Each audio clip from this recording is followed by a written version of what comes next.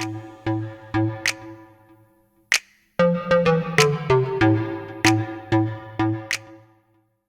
everyone, and welcome back to the channel. In today's video, it's honestly a quick one, but something I think that will be very, very helpful. If you have an MR2, odds are you have three things missing. The first one is the ashtray. The second one is in the front, there's actually this plastic cover that always is missing. Those first two things you can actually buy at MR2 Heaven. They make reproductions. For the record, I am not sponsored by them.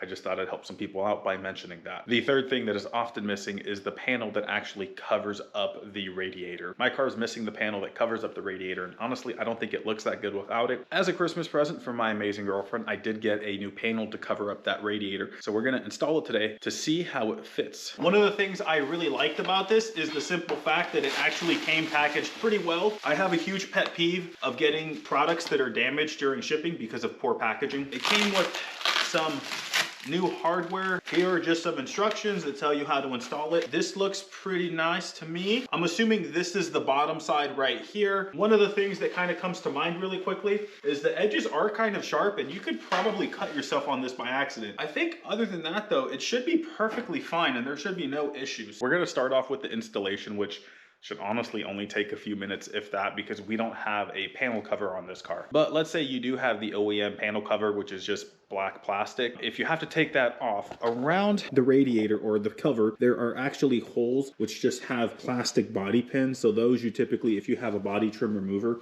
you can just push those out. Again, they're just all around the perimeter there. The next thing you do is you kind of have to bend the tray and pull it on out. But it's honestly a really simple thing, you know, a couple minutes and it's typically out.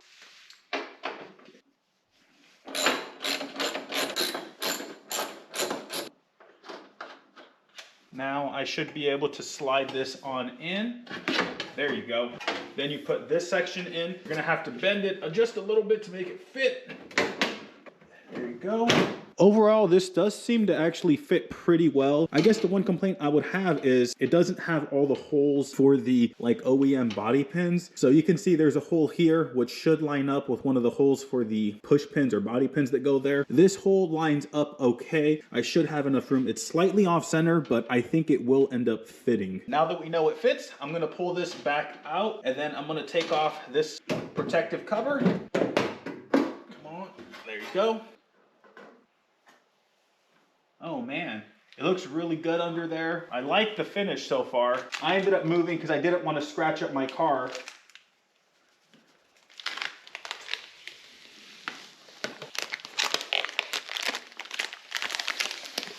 Oh yes. Here is the exposed finish. I really, really like the look. Again, my only complaint right now is that all my fingerprints are gonna show up, so I'm gonna have to keep this clean. Here's the other side.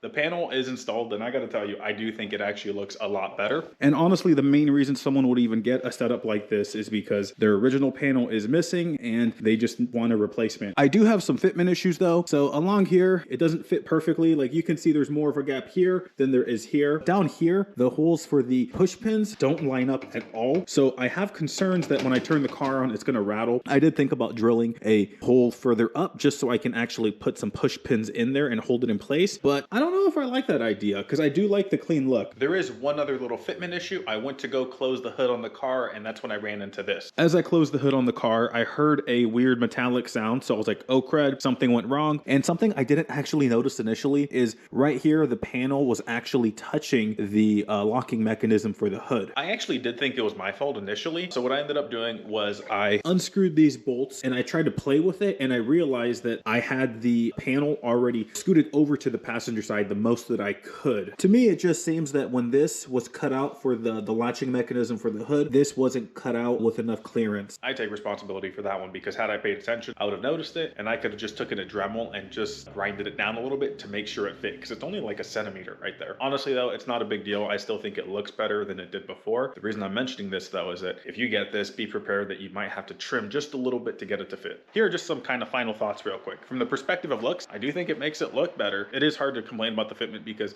no aftermarket part that's supposed to be like straight bolt-in is ever bolt-in. And this slipped in literally just in a few minutes. So from that perspective, I'm happy. Again, it makes it look better. There is another claim. They say that it's supposed to help with cooling. And the reason why they say it improves the cooling is that instead of the air coming up and into the front, it makes sure it helps go through the radiator. I'll tell you that if you have just like a regular street car or even a car that's slightly modified, as long as your cooling system is healthy, maintained, and everything like that, this is probably going to make a negligible difference. And I can tell you for my car, which is highly modified, as you can see, it has, you know, a supercharged V6. I've had no cooling issues, even though I wasn't running this. I mean, I'm sure it probably does make some difference with the airflow to make sure it goes through the radiator, but honestly, it's probably negligible. And if you're buying this, it's just for the looks more than anything. Now comes the question, would I recommend that you buy it? Maybe. And it really just comes down to price, because I've seen some people trying to sell this for like 100, 150 bucks, which in my opinion is absolutely ridiculous. When it comes to material, you really don't have much because it's just a sheet of steel and then some hardware. That doesn't cost a lot. Really what you're paying for is the convenience.